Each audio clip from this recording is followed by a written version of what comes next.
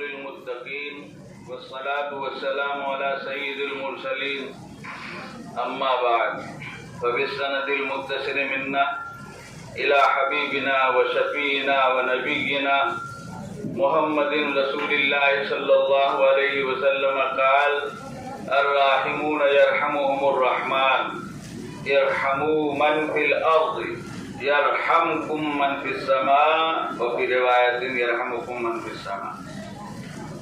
بالسند المتصل منا إلى أمير المؤمنين في الحديث أبي عبد الله محمد بن إسماعيل بن إبراهيم بن المغيرة بن بردة الجعفي البخاري رحمه الله تعالى قال باب قول الله تعالى ونضع الموازين القسط ليوم القيامة وأن أعمال بني آدم وقولهم يوزن. وقال مجاهد القسطاس العدل بالرومية ويقال القسط مصدر المقسط وهو العادل وأما القاسط فهو الجائر. حدثنا أحمد بن إشكاب قال حدثنا محمد بن فضيل عن عمارة بن القعقاع عن أبي زرعة عن أبي هريرة رضي الله تعالى عنه قال قال النبي صلى الله عليه وسلم كلمتان حبيبتان إلى الرحمن خفيفتان على اللسان ثقيلتان في الميزان سبحان الله وبحمده سبحان الله العظيم.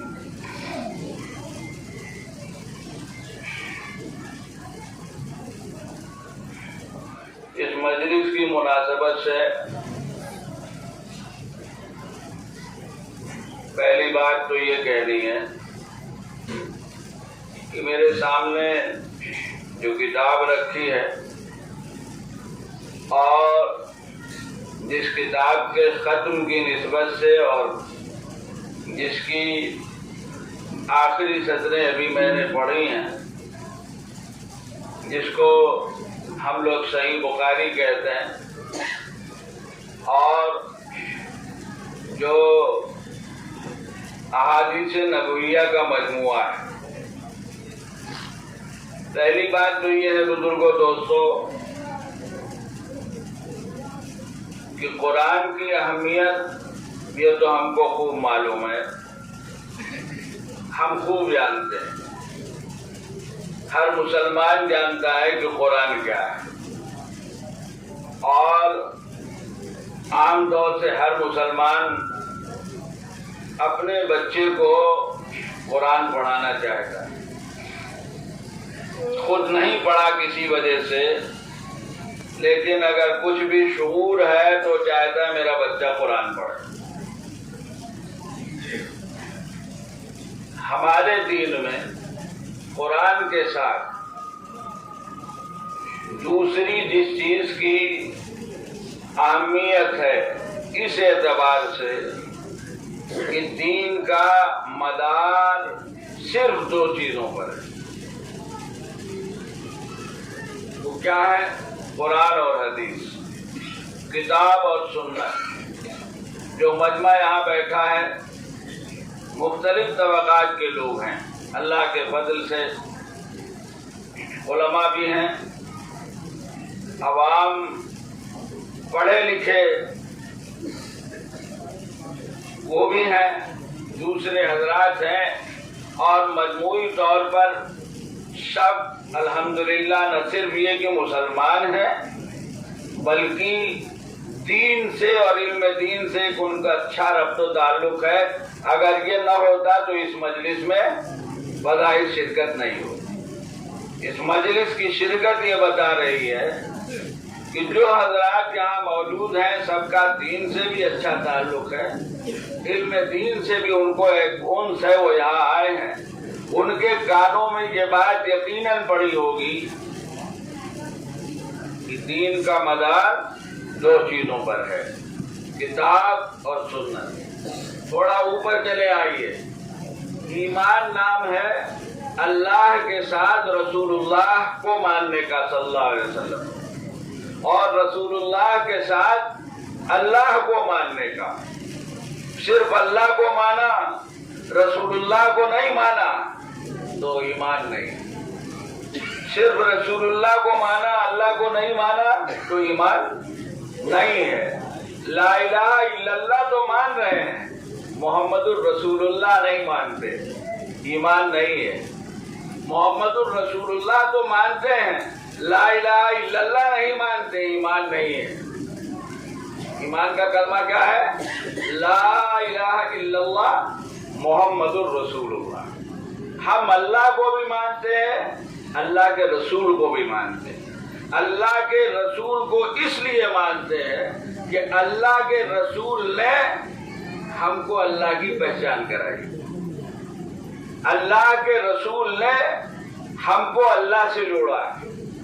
اللہ کے رسول نے ہم تک اللہ کا پیغام پہنچایا. اللہ کے رسول نے ہم کو یہ بتایا کہ ہم سے اللہ کیا چاہتا ہے, اس لیے کہ رسول نہ ہو تو ہمیں پتہ ہی نہیں چلے گا. اللہ ہم سے کیا چاہتا ہے رسول کے بغیر ہم نہیں جانتے. تو جب یہ بات ہے تو ایمان دین نام ہے قرآن کو ماننے کا, حدیث کو ماننے کا, قرآن پر چلنے کا, حدیث پر چلنے کا, کتاب کو ماننے کا یعنی کتاب اللہ, اللہ کی کتاب, اور سنت کو ماننے کا یعنی سنت رسول صلی اللہ علیہ وسلم. مشہور حدیث ہے, نبی اکرم صلی اللہ علیہ وسلم نے فرمایا ہے, میں جو چیزیں چھوڑ کے جا رہا ہوں اگر تم ان کو مضبوطی سے پکڑے رہو گے کبھی بھی گمراہ نہیں ہوگے. علماء بیٹھے ہیں, لن تضلوا کا لفظ ہے, لن تضلوا, کبھی گمراہ نہیں ہوگے. اور کسی ایک کے ہو جاؤ گے تو یقینی طور پر گمراہ ہوگے. یہ نہیں ہو سکتا کہ ہم تو بھائی قرآن مانتے ہیں, حدیث نہیں, چاہے جو ہیلے بہانے کر لو, حدیث مانتے ہیں قرآن نہیں. تو یہ ایسا ہی ہے کہ اللہ کو تو مانتے ہیں, رسول اللہ کو نہیں. رسول اللہ تو انسانوں میں سے تھے, ان کو کیوں مانے؟ ارے بھائی کہہ سکتا ہے کہ نہیں, اللہ کو مانتے ہیں. ایسا ہی ہے, قرآن کو مانتے ہیں, حدیث کو نہیں. جو لوگ یہ نظریہ رکھتے ہیں ایسے لوگ, ہیں ایسے لوگ کہ بھائی قرآن بس, حدیث کچھ نہیں, حدیث کچھ نہیں. پھر اس میں بہت سی باتیں کہتے ہیں, موقع نہیں ہے. جبکہ حدیث تو میں سنائی نہیں. اللہ اپنی کتاب میں کہہ رہا ہے, کب کتنی آیتیں کہاں سنائی, کتنا کہاں تک سنائی جائیں. من یطع الرسول فقط اطاع اللہ. رسول کی اطاعت کو یعنی رسول کے کہنے پر چلنے کو اللہ کی اطاعت سے الگ مت سمجھو. قرآن کہہ رہا ہے, ما آتاکم الرسول فخذوا وما نہاکم عنہ فانتہوا. رسول جو دے دیں, جو کہہ دیں اس کو پکڑ لو, اور جس سے منع کر دیں اس سے دور ہو جاؤ. ایک خاتون نے ایک مسئلے میں ایک بڑے صحابی سے کہا کہ مجھے قرآن میں یہ نہیں ملا. انہوں نے فرمایا کہ تم نے قرآن میں یہ آیت پڑھی, ما آتاکم الرسول فخذوا وما نہاکم عنہ فانتہوا. کہا یہ آیت تو پڑھی. جب یہ آیت پڑھی ہے تو حضور صلی اللہ علیہ وسلم کی ہر ہدایت اس آیت کے تحت آ گئی. اب یہ مت کہو کہ یہ الفاظ تو قرآن میں نہیں ہے, یہ الفاظ تو قرآن میں نہیں ہے, حدیث میں ہوں گے تو ہوں گے. ارے بھائی حدیث کی نسبت تو دیکھو. تو پہلی بات تو بزرگوں دوستوں یاد کرنی ہے کہ حدیث ہمارے لیے نہایت اہم ہے. احتراماً میں یہ لفظ نہ کہوں کہ قرآن کی طرح ہے, کیونکہ قرآن اللہ کا کلام ہے. رسول اللہ اللہ کے رسول ہیں. اللہ کا جو مقام بلند ہے وہی ان کے کلام کا مقام بلند ہے. کوئی کلام اس درجے کا نہیں, کوئی ذات اس درجے کی نہیں. لیکن بقیہ کلاموں میں جو نسبت حدیث کو اللہ کے کلام سے ہے, جیسے سارے انسانوں میں جو نسبت ہمارے آقا اور رسول اکرم صلی اللہ علیہ وسلم کو ہے, کسی کو نہیں ہے.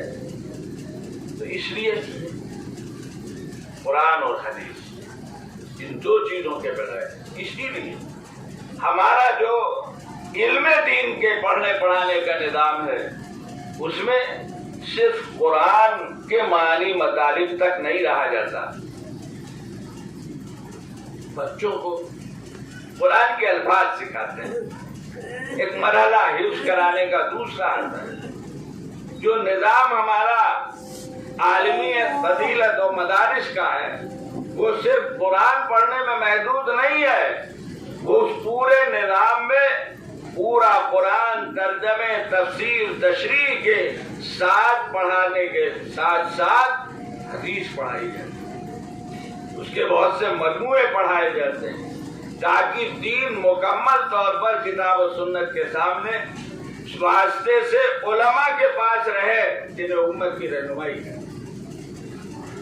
تو اس لیے بزرگوں دوستوں حدیث کی انتہائی ہمارے لیے اہمیت ہے.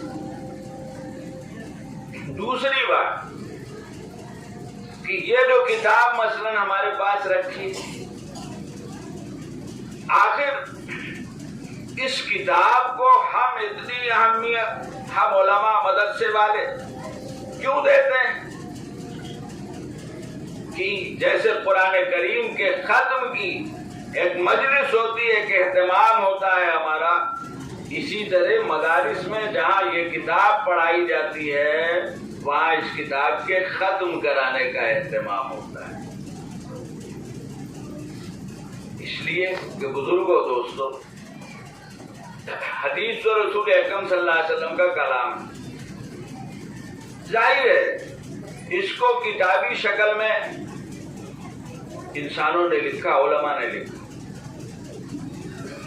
حدیث کو کتابی شکلوں میں جمع کرنے کا جو کام کیا گیا اس میں سب سے زیادہ معتبر اور مستند وہ کام ہے جس کو مختصر لفظوں میں سیاہ ستہ کہا کرتے ہیں. 6 کتابیں اور ان 6 کتابوں میں بھی سب سے پہلے نمبر پر صحیح بخاری. اس کتاب کو لکھنے والے نے کتنی محنت کی ہے کتنا وقت لگایا ہے کتنا غور و فکر کیا ہے تب یہ کتاب اس طور پر لکھی ہے کہ علماء امت اس بات کو مانتے ہیں اور کہتے ہیں اور اس کے خلاف لوگ کہہ تو سکتے ہیں. جیسے قرآن کے لیے لوگوں نے کہا جب قرآن اتر رہا تھا ارے یہ تو ان کا کلام ہے یہ محمد صلی اللہ علیہ وسلم کا کلام ہے. اپنی طرف سے کہتے ہیں کسی سے سن کے کہتے ہیں. تو قرآن نے کہا ٹھیک ہے لاؤ صلاحیت تو تمہارے پاس بھی ہے لے آؤ دکھاؤ اپنی صلاحیت. تو علماء امت کا کہنا ہے اور اس کے خلاف نہیں ہو سکتا. کوئی دعویٰ کرے تو ثابت نہیں کر سکتا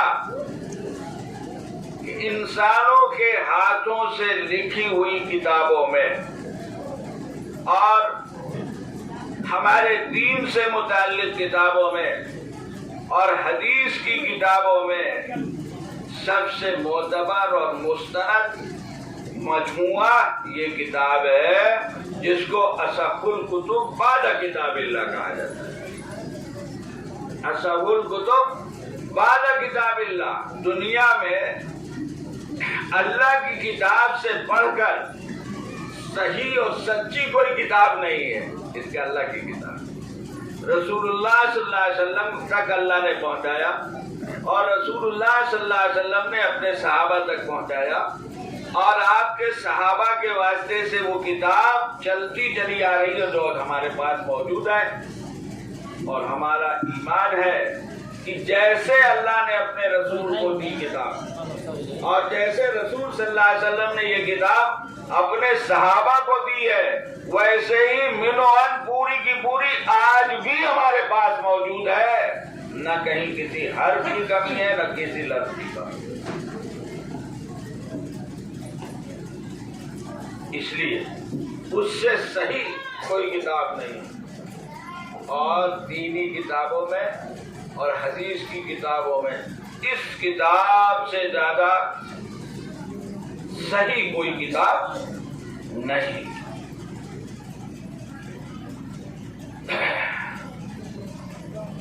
لوگ شکوک و شبہات پیدا کرتے ہیں، طرح طرح کی باتیں جیسے قرآن کے حق میں کہی گئی عہد نبوی میں، اور آج بھی لوگ کہہ رہے ہیں، نئی نئی باتیں نکالتے ہیں.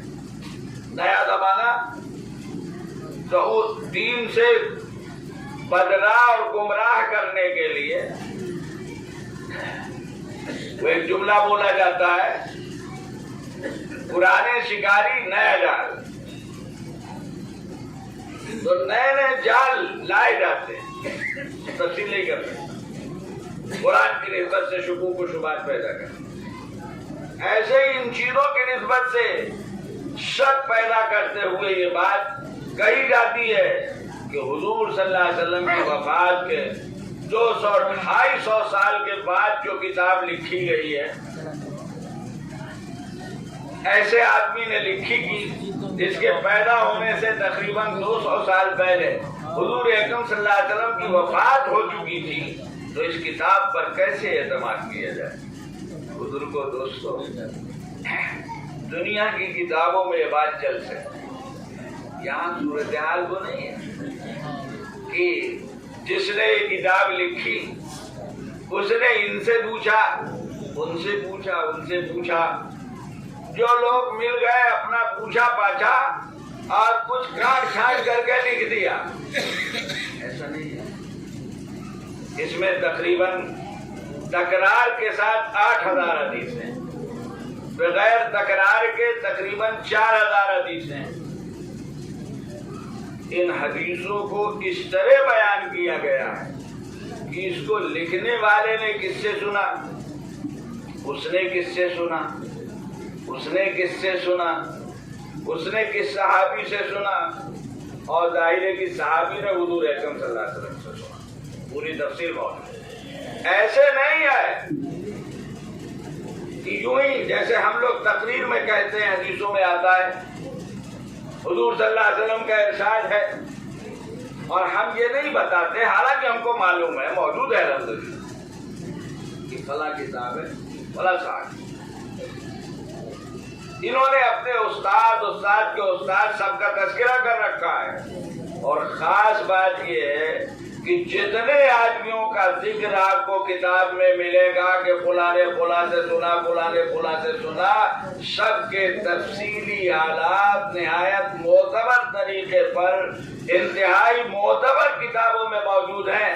جس آدمی کے حالات آدمی چاہے کتابوں سے نکال لے ہوتے. علماء امت نے یہ ایک بہت بڑا کام کیا ہے کہ جن لوگوں کے واسطے سے حدیثوں کا سلسلہ آگے چلا ہے،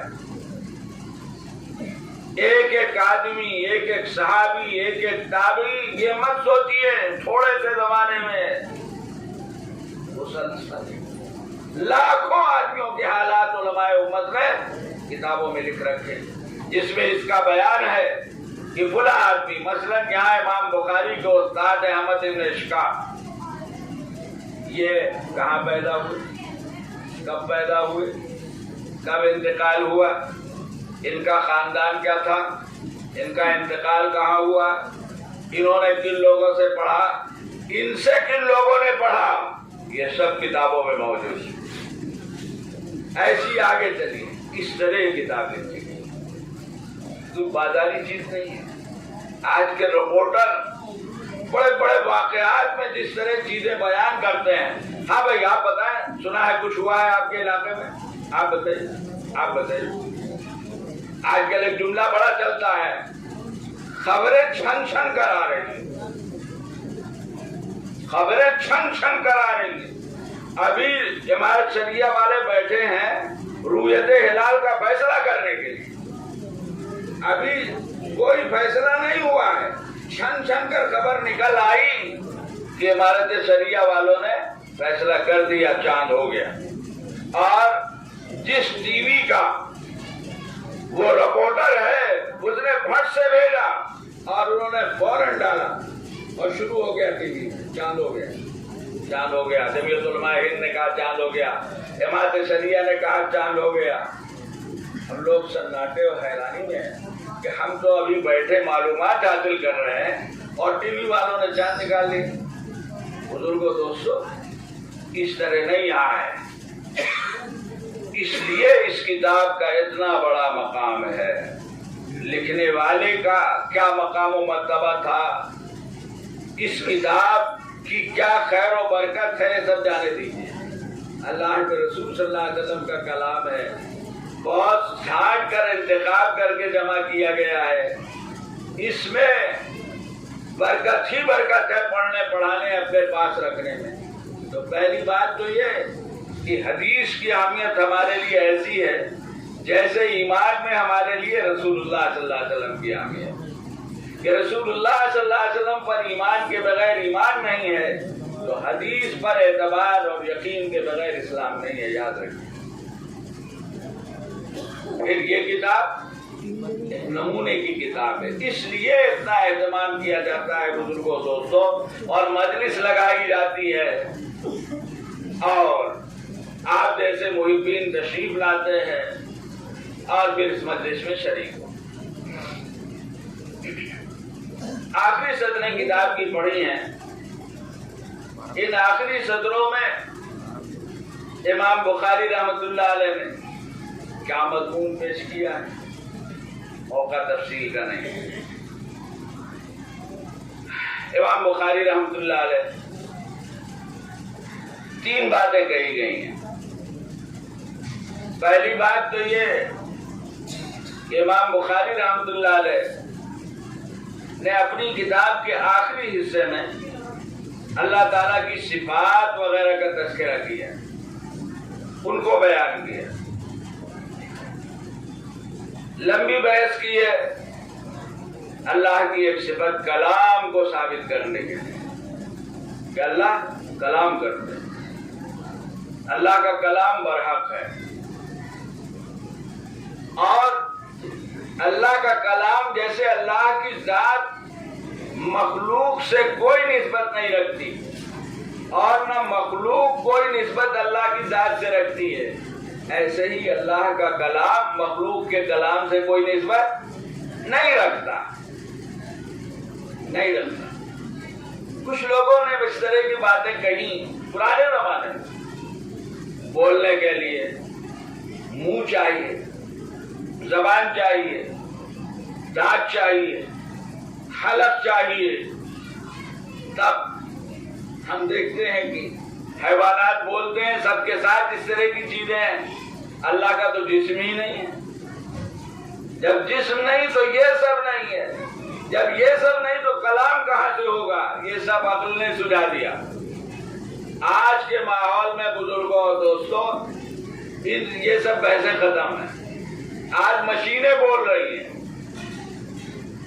بغیر بولے بول رہی ہیں، آپ لکھ دیں آواز میں سن لیں، آپ آواز میں بولیں لکھا ہوا پڑھ لیں، آپ خالی ایک بٹن دبا دیں، پتہ نہیں کیا کیا مشین بولنے لگتی ہے، گاڑی پلیٹ فارم پر آ رہی ہے اور جا رہی ہے، رات دن آپ سن رہے ہیں، مشین بول رہی ہے۔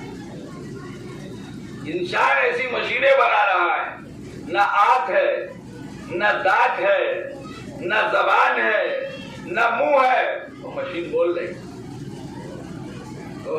ہمارے آقا حضرت محمد مصطفیٰ صلی اللہ علیہ وسلم نے فرمایا ہے کہ قیامت میں ہمارے جسم کا ایک ایک حصہ بولے گا۔ اگر آپ کو اپنے رسول صلی اللہ علیہ وسلم پر ایمان ہو تو مانیے ہمارے اعمال کے گواہ باہر سے نہیں آئیں گے، ہمارے اعمال کے گواہ جیسے دنیا میں ہو کہ کسی معاملے میں باہر کے نہیں گھر ہی کے لوگ گواہ بن کر آ جائیں، ایسے ہی ہمارے اعمال پر گواہ ہمارا ہاتھ، ہمارا پیر، ہماری آنکھیں، ہماری زبان، ہمارا کان، یہ گواہ بنیں گے، یہ بولیں گے اللہ کے حضور میں اور بتائیں گے کہ دنیا میں ہم نے اپنے ہاتھ سے کیا کیا، ہمارا ہاتھ بتائے گا، ہمارا پیر بولے گا، یہ اللہ کی قدرت ہے. اللہ جس چیز کو چاہے جیسے چاہے بلوا لے. جانور انسانی زبانوں میں گفتگو کریں کر سکتے ہیں. ایسے واقعات پیش آئے. تو یہ شیطان کی سجائی ہوئی چیزیں ہوتی ہیں. آدمی ان کے واسطے سے حق سے دور ہو جاتا ہے. تو اللہ کی ایک صفت کلام ہے. کلم اللہ موسیٰ تکلیما. اللہ جب قرآن میں کہہ رہے ہیں کہ اللہ نے اپنے نبی موسیٰ سے گفتگو کی ہے تو ایک مومن کے لیے کسی انکار کی گنجائش نہیں رہ جاتی. ہماری سمجھ میں نہ آئے ہو سکتا. دنیا کی کتنی چیزیں دنیا کی ہیں, ہم ہر بات سمجھ کر نہیں مانتے.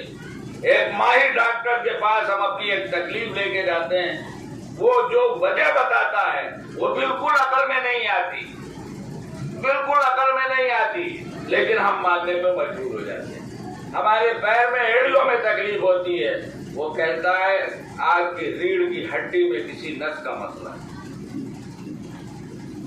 آگ کی ریڑھ کی ہڈی میں کسی نس کا مسئلہ ہے.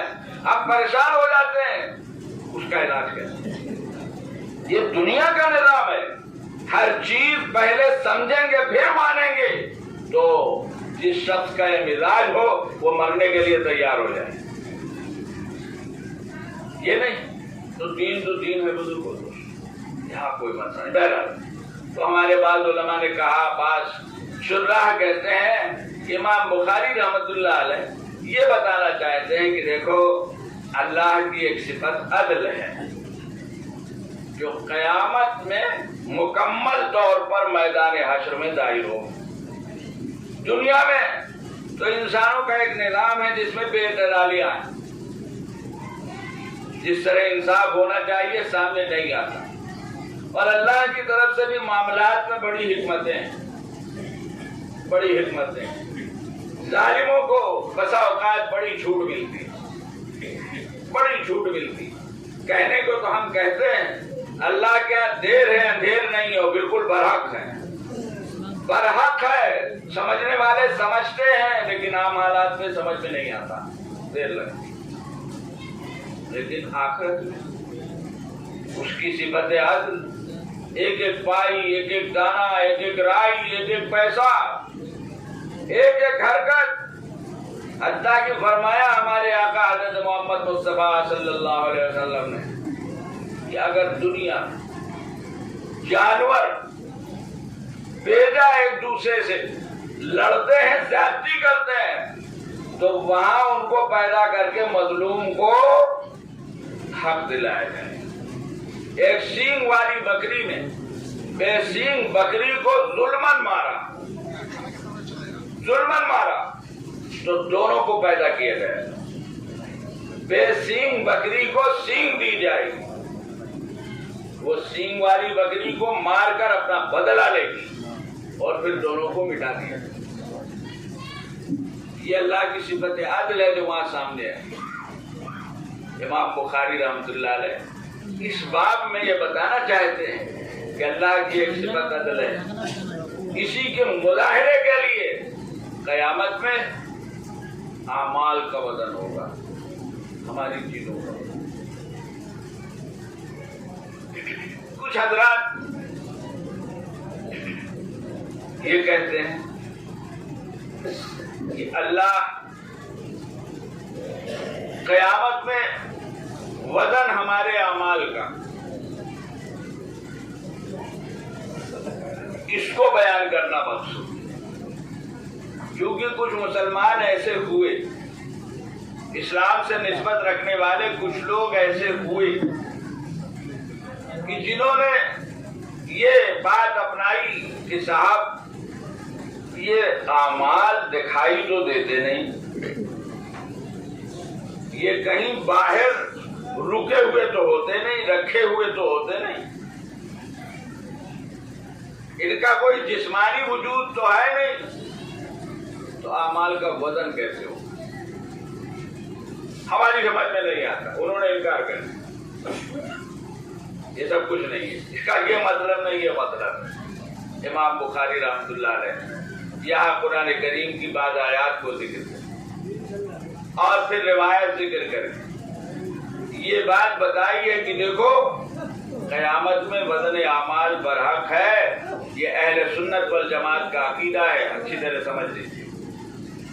اہل سنت والجماعت جو قرآن حدیث کو پورے طور پر صحیح طور پر حضرات صحابہ کو، رسول اکرم صلی اللہ علیہ وسلم کی باتوں کو مانتے ہیں، ان سب کا یہ عقیدہ ہے کہ قیامت میں وزن ہوگا، ترازو رکھی جائے گی، لائی جائے گی، جس کے حالات بھی کچھ نہ کچھ روایتوں میں آئے۔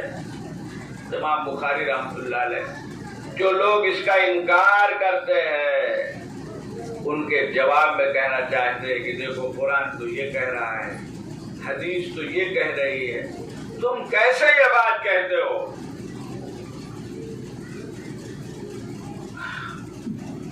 باب قول اللہ تعالی ونضع الموازین القسط لیوم القیامہ، قیامت کے دن ہم انصاف کی ترازو رکھیں گے، اور اس ترازو میں ان اعمال بنی آدم وقولہم جوزن، ہماری ہر چیز تولی جائے گی۔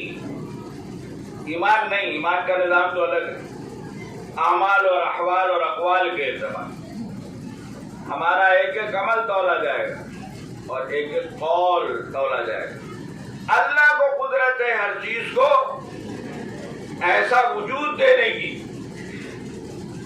عالم ہی دوسرا ہے۔ یہاں بھی یہی بات ہے بزرگوں دوستوں کہ آج کل یہ سب فلسفے رد ہیں۔ وزن کیسے ہوگا صاحب؟ اعمال دکھائی تو دیتے نہیں، ہوا دکھائی دیتی، ہوا دکھائی دیتی ہے، محسوس کرتے ہیں۔ اعمال ہمارے ہاتھ سے ہوتے ہیں، لوگ دیکھ رہے ہیں، ہم کچھ کر رہے ہیں، محسوس کرتے ہیں۔ ان کا باہری کوئی وجود نہیں ہے، لیکن ہوا کا کوئی باہری وجود ہے۔ اور آج کل کیسی کیسی ہوا کا وزن ہو رہا ہے، آپ بتائیے۔ جو ہوا چل رہی ہے باہر، اس کو بھی ناپا جا رہا ہے، میٹر ہے جو بتا رہے ہیں کہ کیا کس رفتار سے ہوا چل رہی ہے۔ اور ہمارے سواری کے پہیوں میں جو ہوا ہے وہ بھی ناپی تولی جا رہی ہے۔ اور پتہ نہیں کیا کیا چیزیں جو ہم کو دکھائی نہیں دے رہی ہیں، جی دکھائی نہیں دے رہی ہیں، لیکن وہ ناپی جا رہی ہے، تولی جا رہی ہے۔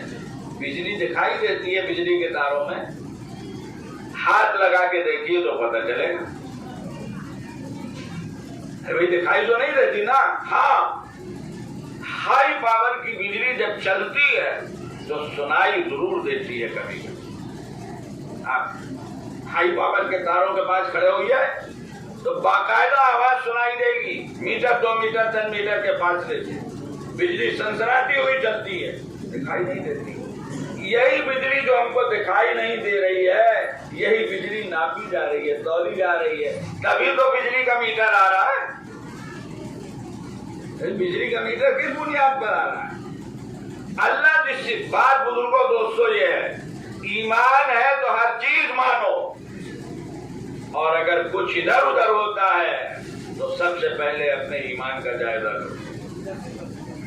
ایمان کا مطلب ہے اللہ ہمارا پروردگار قادر مطلق ہے، کچھ بھی کر سکتا ہے، جو چاہے کر سکتا ہے۔ ایک جانور کو انسانی شکل دے سکتا ہے آنن فانن، اور ایک انسان کو جانوروں کی شکل دے سکتا ہے آنن فانن۔ انسان کی بولی کو جانوروں کی بولی سے بدل سکتا ہے، اور جانوروں کی بولی کو انسانی بولی سے بدل سکتا ہے۔ اگر اللہ پر ایسا ایمان ہے تب تو ایمان ہے ہمارا سچا، اور اگر خدا نخواستہ ایسا نہیں ہے تو ہمیں اپنے ایمان کا جائزہ لینے کی ضرورت ہے۔ پھر ہم نے خدا نخواستہ اپنے رب کو اپنی طرح سمجھا، یہ تو ہم سے نہیں ہوتا تو اللہ کیسے کرے گا، یہ تو ہم سے سمجھ میں نہیں آتا تو یہ کیسے ہو جائے گا، سنا نہیں تو یہ کیسے ہو جائے گا۔ بزرگوں تو ہمارے اعمال بھی تولے جائیں گے اور ہمارے اقوال بھی تولے جائیں گے۔ زبان سے نکلنے والا ایک ایک بول اور سارے جسم سے نکلنے والے اعمال، چاہے آنکھ ہو، چاہے کان ہو، چاہے ہاتھ ہو، چاہے پیر ہو، سب کو تولا جائے گا بزرگوں دوستوں، اور پھر فیصلہ ہوگا آگے کا۔ اللہ تبارک تعالی ہم سب کو اس امتحان کی گھڑی میں کامیاب فرمائے۔ جس کے لیے پہلی کوشش تو ہم کو یہ ہماری ہونی چاہیے کہ ہم ایمان پر ہماری موت، ہمارا ایمان پختہ ہو، مضبوط ہو، صحیح ہو، جیسا ہونا چاہیے اللہ کی ذات پر یقین اور اعتماد وہ ہو ہمارے پاس۔ تو جب وہ ہوگا تو انشاءاللہ خیر کی امید اللہ سے کی جائے گی، اور خود ادھر ادھر ہے تو اللہ نہ کرے کچھ بھی نہیں کہا جا سکتا۔ دنیا میں تو ہم کسی اور فہرست میں تھے، خدا نہ خواستہ وہاں کسی اور فہرست میں ہو گئے۔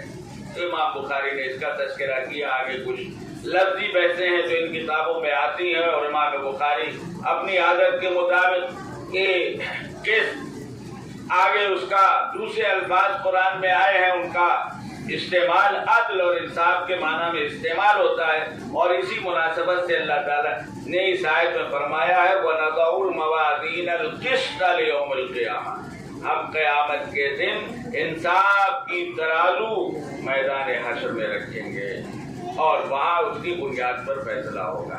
امام بخاری رحمۃ اللہ علیہ نے حدیث جو بیان کی ہے وہ حضرت ابو ہریرہ رضی اللہ تعالیٰ عنہ سے 3-4 واسطے ہیں۔ امام بخاری کے استاد ہیں احمد بن اشقاق، ان کے استاد ہیں محمد بن فضیل، ان کے استاد ہیں عمارہ بن قعقاع، ان کے استاد ہیں ابو زرع، اور ان کے استاد ہیں حضرت ابو ہریرہ رضی اللہ تعالیٰ عنہ، جو معروف صحابہ میں جن کے واسطے سے حدیث کی حفاظت کا صحابہ کے درمیان سب سے نمایاں کام ہوا۔ 5,500 حدیثیں تقریباً حضرت ابو ہریرہ کے واسطے سے کتابوں میں مروی ہیں۔ باقی بڑے بڑے صحابہ ان کی روایات بعد ہی کی بمشکل 2,000 کے قریب ہیں۔ ایک تعداد ہے 1,000 والی، ورنہ 5، 10، 15، 20، 100، 200۔ لیکن اللہ نے ان کو یہ اعزاز دیا ہے جس کی تفصیل کا یہ موقع نہیں ہے۔ امام بخاری نے 4 آدمیوں کے واسطے سے حضرت ابو ہریرہ رضی اللہ تعالیٰ عنہ کی حدیث نقل کی ہے، اور بڑی مشہور حدیث ہے جس میں حضور اکرم صلی اللہ علیہ وسلم نے فرمایا ہے کلمتان، 2 کلمے ہیں، 2 لفظ ہیں، 2 بول ہیں، 2 جملے ہیں، کلمتان حبیبتان الی الرحمن، اللہ کو بہت محبوب، حبیبتان بہت محبوب، اور خفیفتان علی اللسان، زبان سے ادا کرو تو کچھ بھی وقت نہیں لگتا۔ آپ خود کہہ کے دیکھ لیجئے کتنی دیر لگے گی سبحان اللہ و بحمدہ میں، 1 منٹ بھی نہیں، آدھا منٹ بھی نہیں، بمشکل چند سیکنڈ۔ خفیفتان علی اللسان اور ثقیلتان فی المیزان، ایک طرف تو بولنے میں نہایت ہلکے کہ نہایت کم وقت میں زبان سے یہ الفاظ ادا ہو جاتے ہیں، اور دوسری طرف وزن میں بہت بڑھے ہوئے، ثقیلتان فی المیزان، اعمال کی ترازو میں نہایت بھاری۔ بزرگوں دوستو، اس حدیث سے ہم کو یہ سبق ملتا ہے کہ اہمیت چیز کی قدر و قیمت کی ہوتی ہے، جسم کی نہیں ہوتی۔ نفع کی بنیاد پر، اس چیز کا نفع کیا ہے اس کی بنیاد پر قدر و قیمت طے ہوتی، وزن کی بنیاد پر نہیں، لمبائی چوڑائی کی بنیاد پر نہیں۔ آپ دیکھیں ایک طرف لوہا ہے اور ایک طرف سونا ہے، آپ بتائیے 1 گرام سونا اس وقت جتنے کا مل رہا ہو، مثلا 5,000، بظاہر اس وقت 10 گرام سونا 50,000 کا، یا ممکن ہے 60 کا ہو، پتہ نہیں، آتا رہتا ہے۔ 5,000 مان لیجیے، اور 5,000 میں لوہا کتنا ملتا ہے؟ میرا خیال ہے 1 کنٹل ہوگا، بظاہر کہ آپ بیٹھے بتا سکتے، سمجھ سکتے۔ اسی 5,000 میں لوہا 1 کنٹل مل رہا ہے، اور سونا 1 گرام۔ پتھر ہے، کوئی بھی پتھر ہے، ایک طرف ماربل اور یہ اور وہ، اور دوسری طرف ہیرا، دوسری طرف یاقوت، اتنا بڑا کہ بمشکل چٹکی میں پکڑا جاتا ہے، اور بعض مرتبہ بمشکل دوربینوں سے دیکھا جاتا ہے۔ ذرہ ہوتا ہے، ذرہ ریت وغیرہ کا۔ یہ پتھر، یہ 10 20 25 50 100 200 500 اچھے سے اچھا زمین میں لگایا جانے والا پتھر 500 روپے اسکوائر فٹ ہوگا، اور یہ پتھر ایک گرام نہیں، اس کے نیچے چلے آئیے، جو نیچے جاتا ہے ملی گرام، اس کی قیمت 10 گرام سونے سے کہیں زیادہ ہوگی، 1 کلو سونے کے برابر ہوگی، اس سے کہیں زیادہ ہوگی۔ بات اس کی نہیں ہے کہ بڑا لمبا چوڑا جسم ہے، بڑا لمبا چوڑا درخت ہے۔ ارے درخت کس چیز کا ہے، اس کی لکڑی جو ہے وہ کس حد تک ہمارے لیے ناپاور۔ بدن تو بہت ہی لمبا چوڑا ہے، صلاحیت کیا ہے یہ نہیں ہے۔ قیمت، نفع کیا ہے، نفع کی بنیاد پر۔ اور بزرگوں دوستوں، یہ بات یاد رکھنے کی ہے، اعمال میں وزن اخلاص سے پیدا ہوتا ہے، جیسا اخلاص ہوگا ویسا وزن ہوگا۔ امام بخاری نے سب سے پہلی حدیث اخلاص کی بیان کی۔ بخاری کے شراح کہہ لیجیے، خواص کہہ لیجیے، پہلی حدیث اخلاص کی بیان کی ہے، انما الاعمال بالنیات، اور آخری حدیث یہ بیان کی ہے۔ دونوں میں جوڑ یہ ہے کہ یہ بتایا ہے جیسا اخلاص ہوگا ویسا وزن۔ اگر اخلاص ہو تو چھوٹے سے کلمے کا وزن بہت ہے، پوری ترازو کو گھیر لے گا، اور اگر اخلاص نہ ہو تو مولانا صاحب کی، ہم جیسے لوگوں کی کئی گھنٹے کی تقریر کا کچھ بھی وزن نہیں۔ کلمتان حبیبتان الی الرحمن، خفیفتان علی اللسان، ثقیلتان فی المیزان، سبحان اللہ و بحمدہ سبحان اللہ۔ بزرگوں دوستو، یہ 2 کلمے چھوٹے سے بڑے مختصر سے، ان کی اتنی قدر و قیمت کیوں ہے؟ یہ اس لیے ہے بزرگوں دوستو کہ ان لفظوں میں ہمارے پروردگار کی اعلیٰ درجے کی نہیں، آخری درجے کی تعریف کی گئی۔ وہ یہ ساری کائنات اور یہ ساری شریعت اور سارے احکام سب حق تعالیٰ کی بڑائی اور عظمت کے اظہار و بیان کے لیے۔